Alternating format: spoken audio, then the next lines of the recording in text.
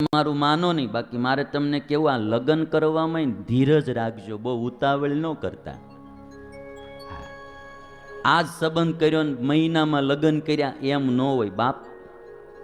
હા, સંબંધ કર્યા પછી 2-3 વર્ષ આવવા દેવા.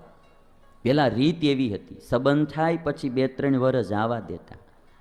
એટલે શું હોય કે વારે વારે પ્રસંગે પ્રસંગે એકાબીજા ભેગા થતા જાય ને, એના સ્વભાવ પ્રકૃતિની ખબર પડતી જાય કે આ રાખ્યા જેવું છે કે નહીં.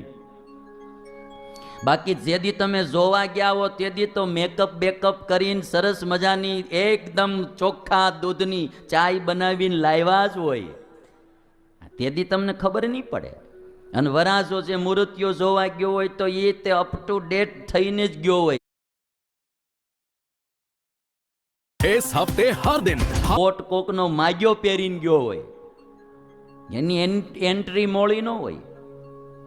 ઝાઝા દિવસ જોવો ને પછી ખબર પડે. અને એટલા માટે લગ્ન કરવામાં ઉતાવળ ન કરવી. 2-3 વર્ષ બને ને તેઓ તો સંબંધ રાખો અને જોવું. હા, અને પછી જો તમે ઉંમર છાંડી ગયા હો ને 40 પોગી ગયા હો ને જો ક્યાંક જરા તરા મળ્યું હોય તો પાછું તાત્કાલિક કરી નાખજો. મારે પાછું બેલેન્સ સાથે વાત કરવી પડે. આ માંડ માંડ મેળ પડ્યો હોય 40 વર્ષે તો પાછું વાટ જોવા ન રહેતા, વળી પાછું કંઈક અણધાર્યું થાય. પણ માણાને ઓળખવામાં ધ્યાન રાખવું.